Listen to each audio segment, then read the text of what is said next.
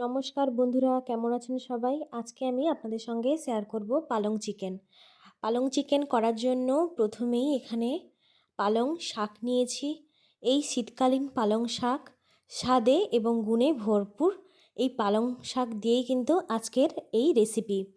তো পালং শাকটাকে প্রথমে কিন্তু বেছে নিয়েছি, গোটা গোটাই রেখেছি, কাটিনি কিন্তু। এরপর একটা কড়াই চাপিয়ে অল্প পরিমাণ জল দিয়ে 1 চামচ লবণ দিয়ে পালং শাকগুলোকে প্রথমেই কিন্তু সেদ্ধ করে নেব।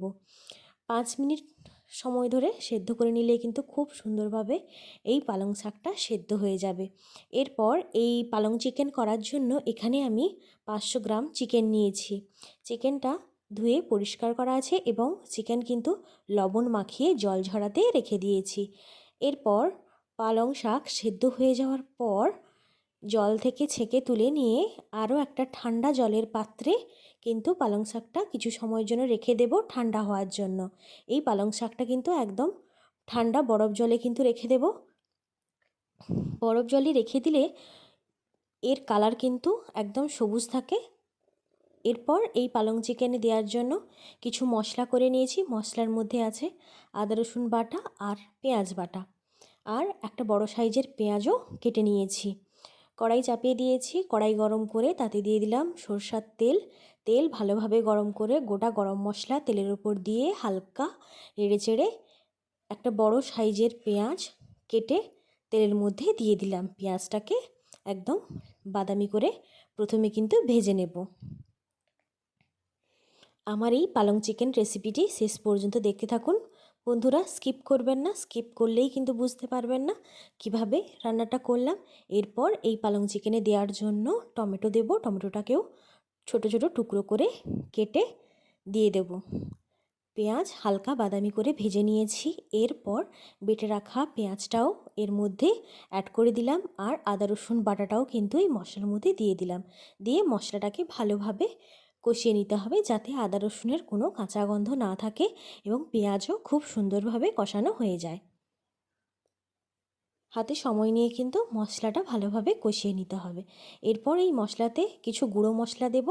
গুঁড়ো মশলার মধ্যে আছে 1 টেবিল স্পুন জিরে গুঁড়ো, 1 টেবিল স্পুন ধনের গুঁড়ো, 1 টেবিল স্পুন হলুদ গুঁড়ো এবং 1 টেবিল স্পুন ঝাল লঙ্কার গুঁড়ো। এরপর অল্প পরিমাণ জল দিয়ে এই গুঁড়ো মশলাটাকে গুলিয়ে নেব। এই গুঁড়ো মশলাটা অল্প পরিমাণ জল দিয়ে গুলিয়ে রেখে দেব।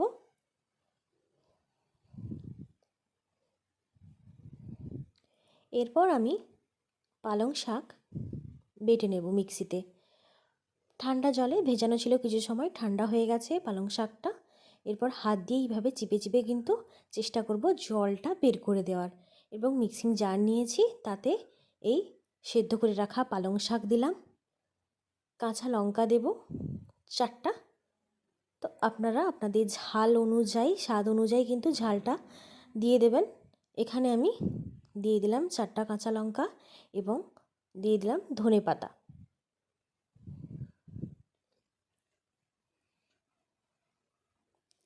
এরপর এটাকে একদম মিহি পেস্ট করে নেব।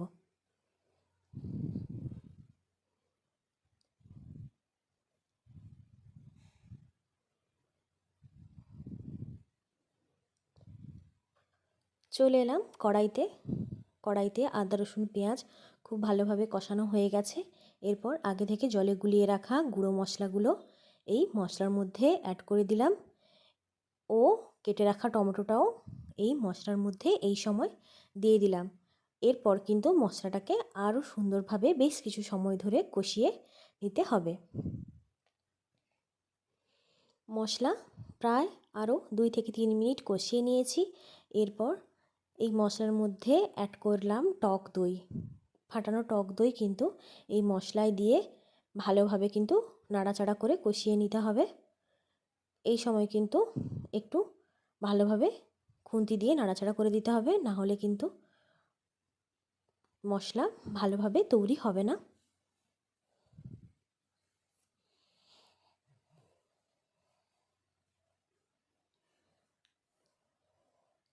মশলা থেকে তেল ছেড়ে দিয়েছে, মশলা কিন্তু একদম সম্পূর্ণভাবে তৈরি।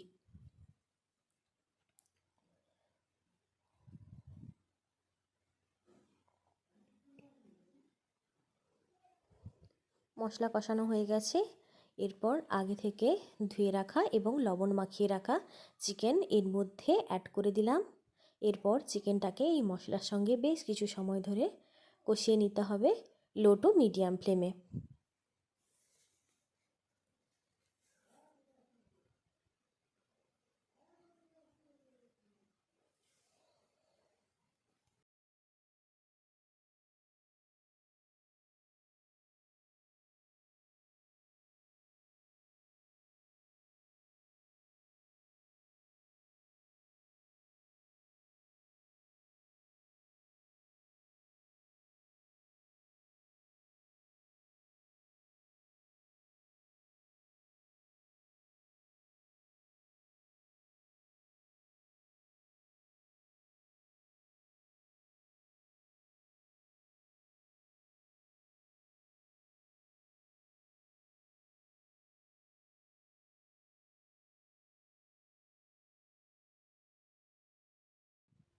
কয়েক মিনিট নাড়াচাড়া করার পর ঢাকনা দিয়ে গ্যাসের ফ্লেম একদম লো করে রেখে দিলাম বেশ কিছু সময়।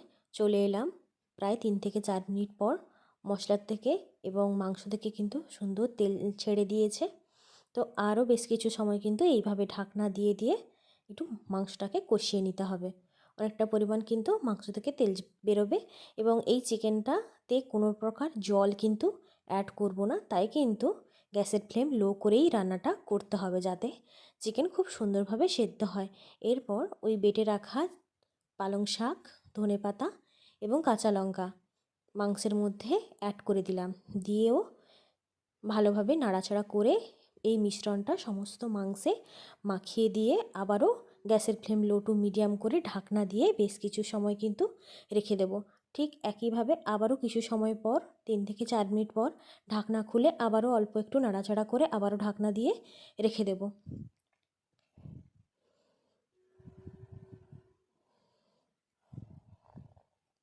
এইভাবে ঢাকনা দিয়ে রান্না করতে করতে কিন্তু চিকেনটা খুব সুন্দরভাবে সেদ্ধ হয়ে যাবে। তাই কিন্তু বন্ধুরা গ্যাসের ফ্লেম লো করে কোনো প্রকার জল অ্যাড না করে এইভাবে রান্না করবেন, ভালো লাগবে। তো মাঝখানে আরও একবার ঢাকনা খুলে একটু নাড়াচাড়া করে গ্যাসের ফ্লেম লো করে আবারও ঢাকনা দিয়ে বেশ কিছু সময় রেখে দিলাম। যতক্ষণ না পর্যন্ত চিকেনটা খুব সুন্দরভাবে সেদ্ধ হচ্ছে ততক্ষণ পর্যন্ত এই প্রসেসটা কিন্তু ফলো করতে হবে।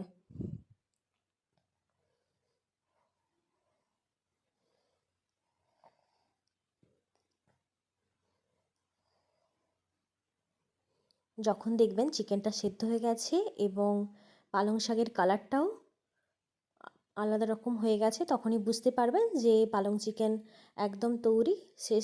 একদম শেষে কিন্তু 1 চামচ গরম মশলার গুঁড়ো দিয়ে আবারও নাড়াচাড়া করে 5 মিনিটের জন্য ঢাকনা দিয়ে রেখে দেবেন।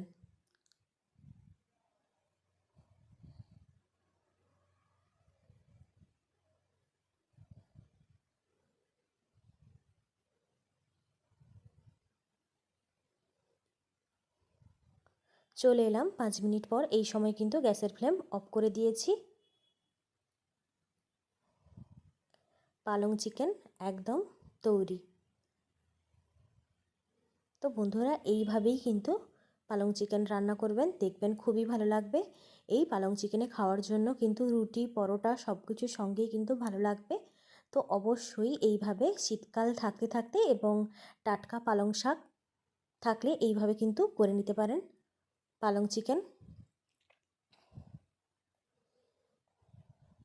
তো আজকের এই পালং চিকেন রেসিপি আপনাদের কেমন লাগলো অবশ্যই কিন্তু কমেন্ট করে জানাবেন। আর আমার চ্যানেলে আপনি যদি নতুন হয়ে থাকেন এবং চ্যানেলটিকে যদি সাবস্ক্রাইব করা না থাকে তাহলে প্লিজ বন্ধুরা আমার এই চ্যানেলটিকে সাবস্ক্রাইব করে পাশে থাকা বেল বাটনটি প্রেস করে দেবেন।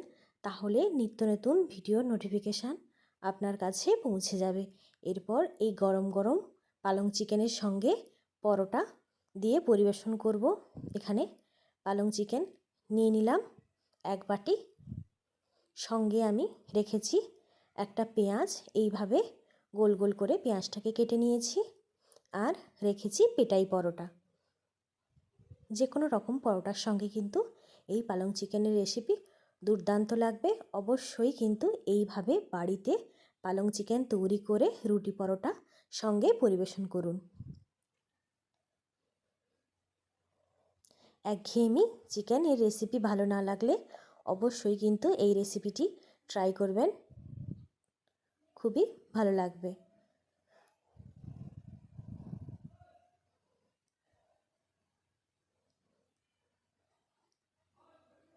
কেমন লাগলো বন্ধুরা আজকের এই পালং চিকেন রেসিপি? অবশ্যই কিন্তু কমেন্ট করে জানাবেন।